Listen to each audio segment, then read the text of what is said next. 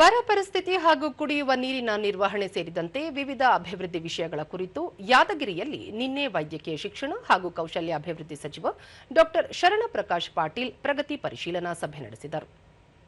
ಸಭೆಯಲ್ಲಿ ಶಾಸಕರಾದ ಚನ್ನಾರೆಡ್ಡಿ ಪಾಟೀಲ್ ತುನ್ನರ್, ಶರಣಬಸಪ್ಪ ದರ್ಶನಾಪುರ, ರಾಜ ವೇಣುಗೋಪಾಲ್ ನಾಯಕ್, ಶರಣಗೌಡ ಕುಂದಾಕೂರ್ ಸೇರಿದಂತೆ ಅಧಿಕಾರಿಗಳು ಉಪಸ್ಥಿತರಿದ್ದರು.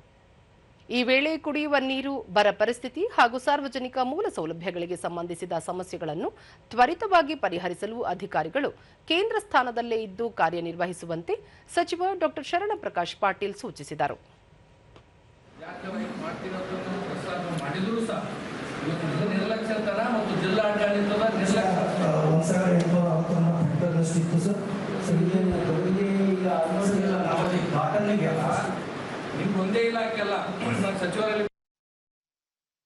ಸಭೆಯ ನಂತರ ಸುದ್ದಿಗಾರರೊಂದಿಗೆ ಸಚಿವರು ಜಿಲ್ಲೆಗಳ ಬರ ಪರಿಸ್ಥಿತಿಯ ಬಗ್ಗೆ ಖುದ್ದು ಪರಿಶೀಲಿಸುವಂತೆ ಮುಖ್ಯಮಂತ್ರಿಗಳು ಸೂಚಿಸಿದ್ದಾರೆ.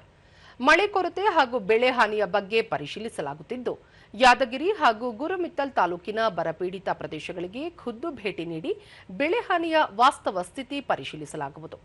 ಅಲ್ಲದೆ ಬೆಳೆ ಹಾನಿ ಕುರಿತಂತೆ ಅಗತ್ಯ ಸಮೀಕ್ಷೆ ನಡೆಸಿ ವರದಿ ಸಲ್ಲಿಸುವಂತೆ ಜಿಲ್ಲಾಧಿಕಾರಿಗಳಿಗೆ ನಿರ್ದೇಶಿಸಲಾಗಿದೆ. ಈ ಬಾರಿ ಸುಮಾರು 70,000 ರೈತರು ಬೆಳೆ ವಿಮೆ ಮಾಡಿಸಿದ್ದು, ಅರ್ಹ ರೈತರಿಗೆ ಶೀಘ್ರ ಪರಿಹಾರ ಒದಗಿಸಲು ಕ್ರಮ ಕೈಗೊಳ್ಳಲಾಗುವುದು ಎಂದು ತಿಳಿಸಿದರು.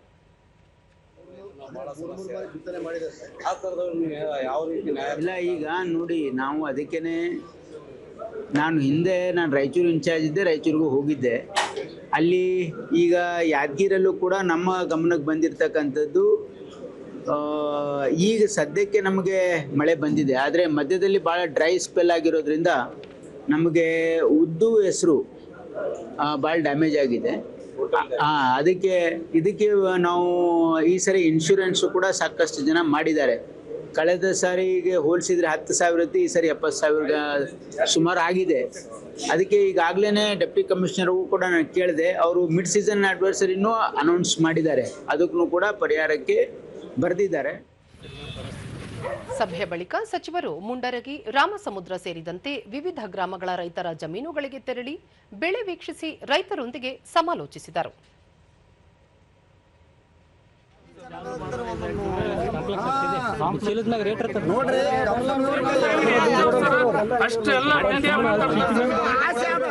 ಭೂಮಿ ತಾಯಿ ದುಡ್ಬೇಕಂಬ ಆಸೆ ಅದ.